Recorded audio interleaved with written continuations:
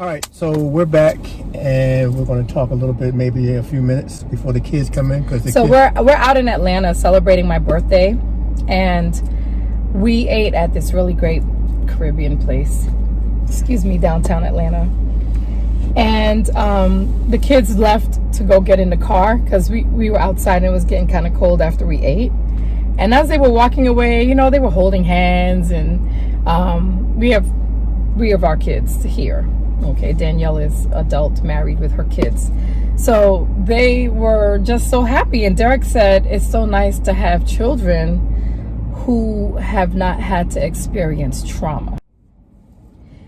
And earlier in our dinner conversation, Sion, our oldest from our marriage, said, if you don't deal with your trauma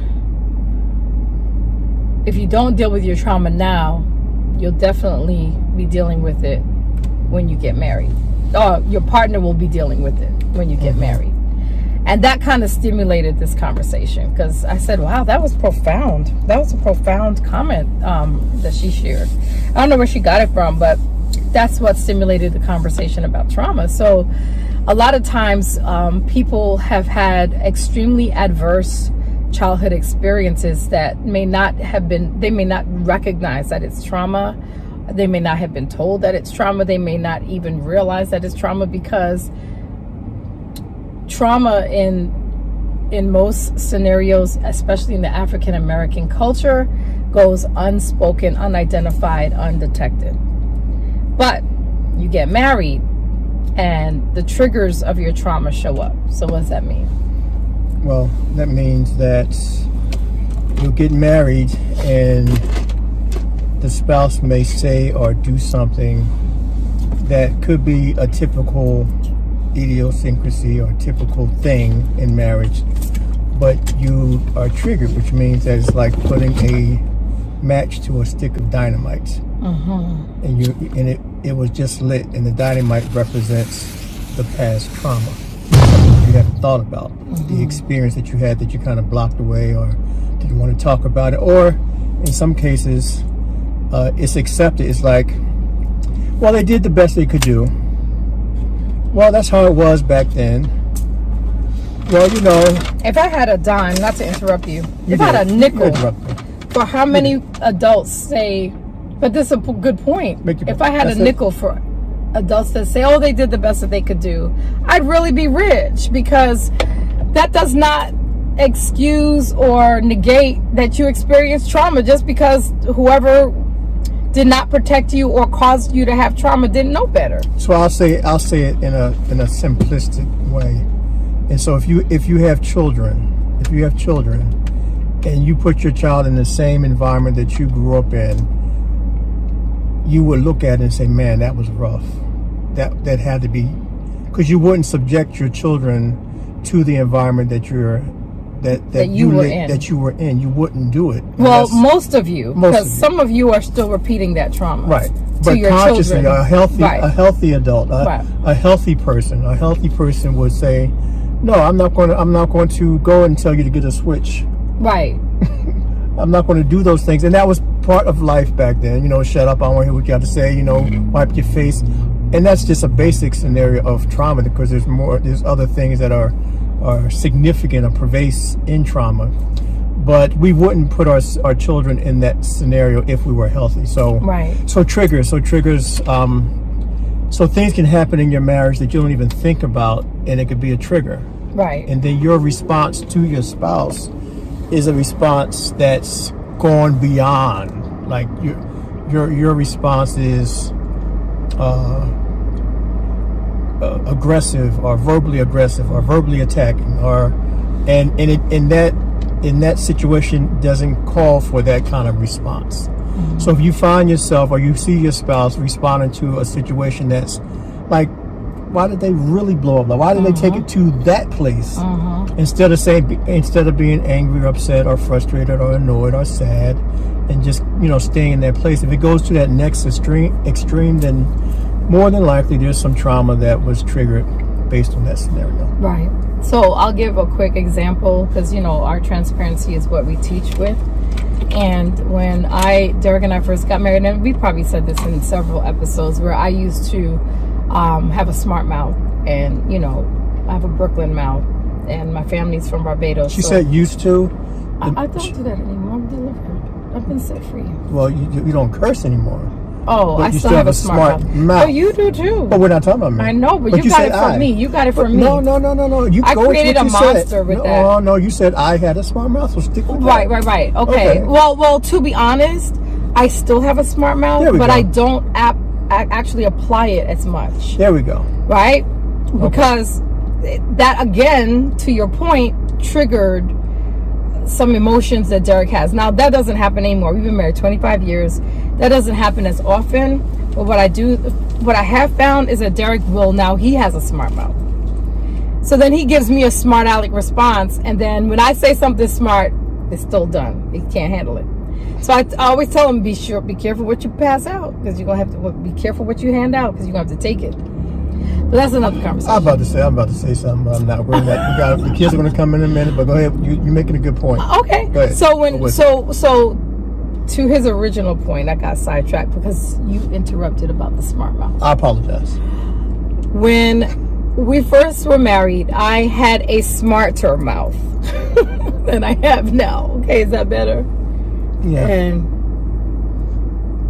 what are you looking at, honey? they're saying something about this. The kids are texting you. You're on the way. Oh, okay. And I would say to Derek, well, why didn't you get me the 12 pack instead of the 6 pack of toilet paper? It's a little bit more economical. That would be a conversation any typical wife would probably have with their husband. But when I said that to Derek, it turned into World War III.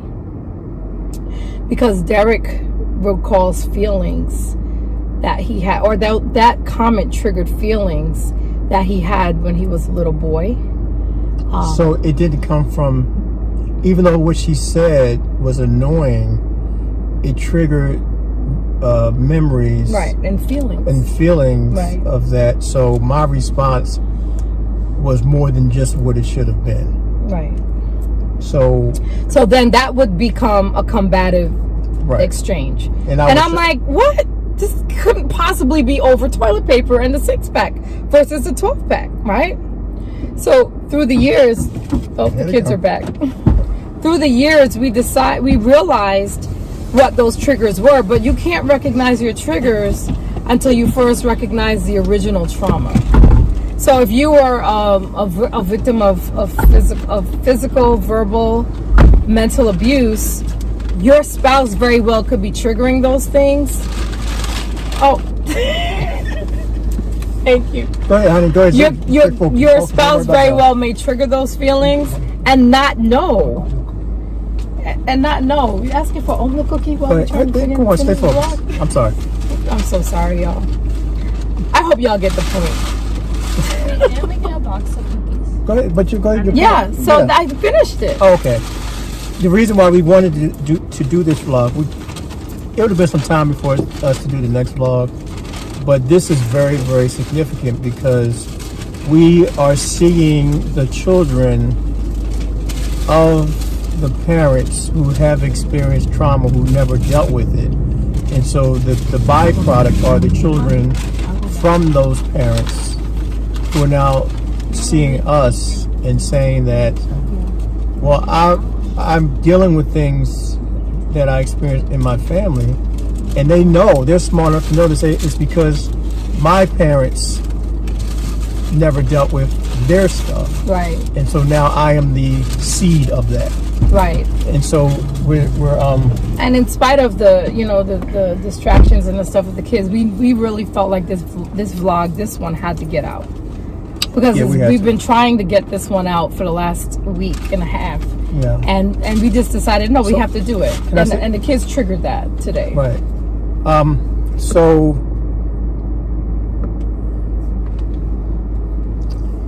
real quick to the men, husbands, because I know that it's like a silent killer for the husbands. Women, they are able to articulate and share their emotions and get help and talk about it. But men, I have now several clients, and I think they made a choice to come and say, I need to deal with this trauma.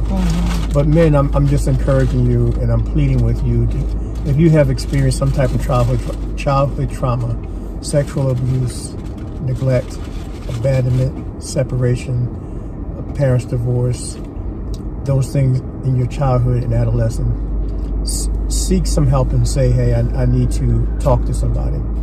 Especially if you see those behaviors manifesting themselves in your marriage. Yeah. If you find yourself cursing at your wife, screaming, angry, raising your voice, sensitive to typical things that would not be as sensitive. If you're having issues with just managing your health and managing your job and managing your sexual life and managing all those things, and you're taking it out on the children and on your spouse, then men, I really, some men say, well, I'm going to pray it away. You got to give it a name, though. You have to know what you're praying away. You have to say, I was hurt. Right. I was damaged. Something happened, and I need to talk to somebody. Release it out your cup. So I just wanted to say that to the men before we go. And women, the extent of trauma runs really deep with women, but I'm going to say this about the sexual trauma more so, because that's the one that a lot of women don't talk about. We will talk about emotional trauma much easier than men will, or more frequently than men would. But what women don't talk about is the sexual trauma. So then when they get married, they're really not open sexually, with their spouse. And a lot of times women get this bad rap that, that we're not interested in that. But it really has a lot to do with trauma, and a lot of women have been violated before their 10th birthday sexually. A large percentage. I can't give the actual percentage because it varies based on geographically where everyone is, but there's a high percentage in the Caribbean.